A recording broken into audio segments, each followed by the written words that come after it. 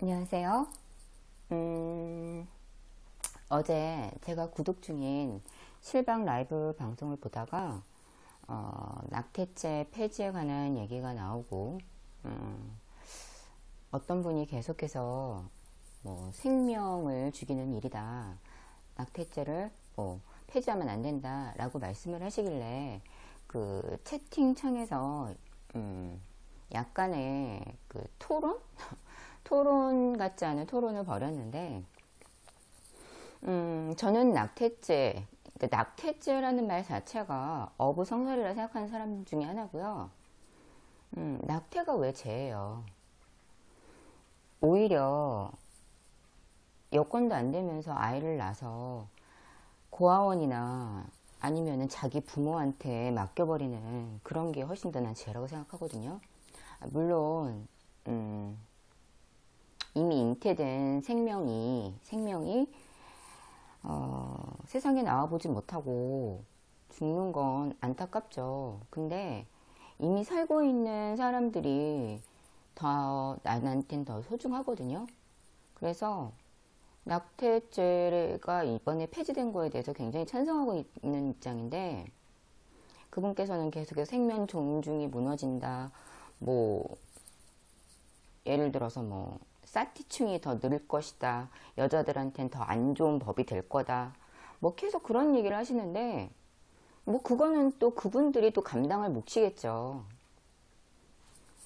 난 솔직히 말해서 아이를 낳고 안 낳고는 그 당사자 간 둘이서 해결할 일이라고 생각을 해요. 다만 낙태가 불법일 경우에는 그 여성들이 받아야 되는 고통이 굉장히 심하다는 걸 전 이미 알고 있거든요. 제 주위에 한 분은 같이 동거하던 남성과 아이를 가졌었는데, 그 동거남이 아이를 원치 않아서 아이를 낙태를 했어요. 낙태를 했는데, 그때 솔직히 낙태가 불법이니까 야매로 좀 싸게 한다고 그런 데 가서 했었나 보더라고요. 얘기를 들어보니까. 그러다 보니까 정작 정말 사랑한 사람 만났는데 지금은 아이를 못 가지세요. 아마 평생 못 가지실 겁니다. 그런 상황도 봤고, 예전 대학교 다닐 때 저랑 친했던 언니가 사귀던 오빠랑 어떻게 실수를 해서 아이를 가졌는데, 둘 다 학생이다 보니까 아이를 낳을 수 있는 상황이 아니잖아요. 그래서 낙태를 하러 갈 때 저한테 부탁을 해서 제가 같이 따라가 줬었는데, 그때 그 언니의 표정을 제가 잊을 수가 없어요. 물론 지금은 그 오빠랑 잘 돼서 잘 살고 있지만, 여튼 난 그때 그 언니의 표정을 잊을 수가 없거든요. 그러니까 여자들이 낙태죄가 폐지됐다고 해서 아싸 신난다, 섹스 진짜 존나게 많이 해서 애도 낳고 낙태도 하고 그러고 살아야지 라는 사람은 없다라는 거예요. 성적으로 더 문란해질 거다라는 말을 하는데, 솔직히 지금도 문란하잖아요. 더 이상 문란해질 건덕지가 있습니까? 그 원나잇이라는 말이 언제부턴가요? 굉장히 훈한 말로 자리 잡았잖아요. 그 원나잇이란 말 자체가 굉장히, 아시잖아요, 성적으로 문란한 상태 아닙니까? 어떻게 처음 만나서 같이 잠을 잘 수가 있어요. 근데도 이미 사회적 현상으로 자리 잡았잖아요. 불법도 아니고요, 원나잇이. 근데 왜 낙태에다가는 죄라는 걸 부여를 해서 희한한 논리들을 피시는지 잘 모르겠습니다. 생명에 대한 무게, 그걸 지운 사람은 그 당사자기 때문에 아마 그분은 평생 그거를 가지고 살 거예요. 물론 그렇지 않은 사람도 물론 있을 겁니다.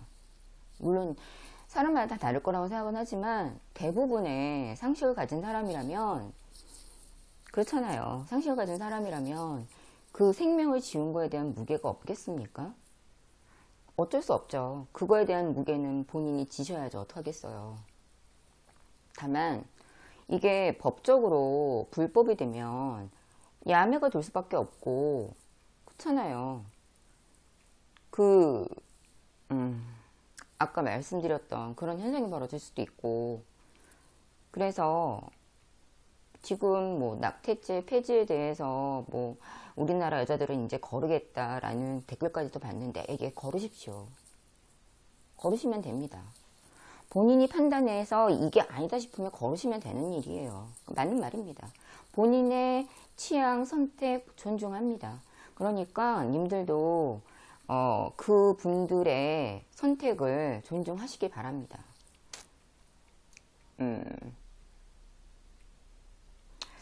뭐 이렇게 언제부터 이렇게 여자 남자 편을 갈라서 이렇게 싸우게 되는지는 잘 모르겠지만, 여하튼 제가 여지까지 봐온 바로는 낙태죄가 있음으로써 여자들이 받았던 불이익이 훨씬 더 컸기 때문에 이번 폐지에 대해서는 정말로 찬성을 하는 입장이고요. 여러분들이 지금 낙태죄 폐지네 아니네 이거에 매달릴 게 아니라고 생각합니다.